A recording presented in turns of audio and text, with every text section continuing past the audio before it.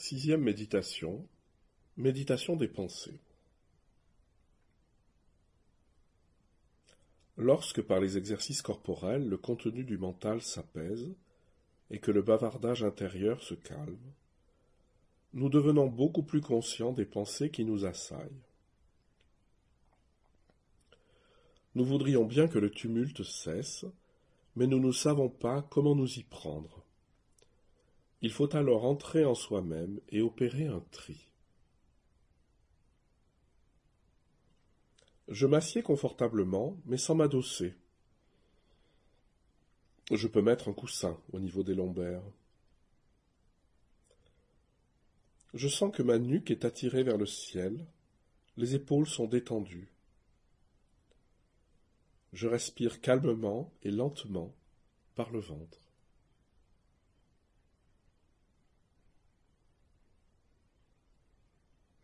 Une fois ancré par les sensations dans mon corps, je regarde les pensées qui vont et viennent en moi. Je ne peux pas arrêter mes pensées simplement par la volonté, c'est un fonctionnement automatique. Il faut entraîner le cerveau à se tourner vers les sensations du corps, ce qui a pour effet immédiat d'apaiser le mental. Exercice du safari photo. Chaque fois que je vois quelque chose passer sur l'écran de mon esprit, je note ce dont il s'agit, puis je le laisse s'évanouir.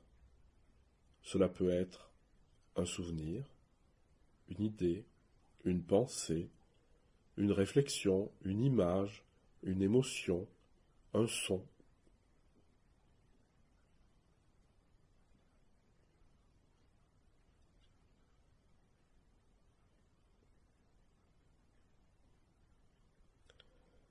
L'exercice sans avant, sans après.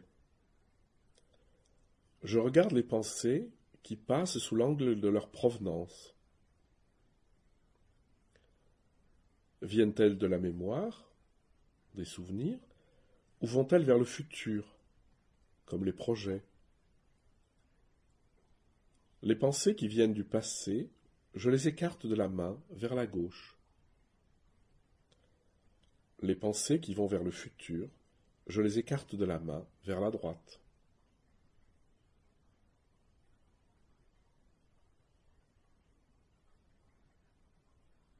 L'exercice du détecteur de présence. Chaque fois qu'une pensée survient, je ne l'analyse pas, je note qu'elle est là, je lève un doigt pour indiquer sa présence, puis je reviens dans la sensation globale du corps, ce qui aura pour effet de la faire s'évanouir. Moins je m'occupe de mes pensées, que ce soit pour les chasser ou pour les analyser, et moins je les nourris. L'attention sur les sensations du corps libère l'espace intérieur, les pensées deviennent moins envahissantes. L'image traditionnelle est de laisser passer le reflet des oiseaux sur l'étang. Les oiseaux sont les objets du réel, leur reflet est l'objet mental qui y correspond. L'étang est la conscience.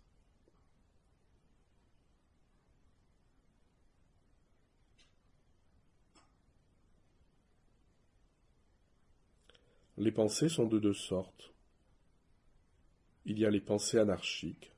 Ce sont des automatismes cérébraux qui ont pour caractéristique de revenir sans cesse, rapides et fugaces. Les pensées profondes, elles, sont de la vraie pensée. Elles sont lentes et vont vers un résultat. Je note bien la qualité des pensées qui surgissent, anarchiques ou profondes. Plus l'esprit est calme, et plus on y trouve de pensées profondes.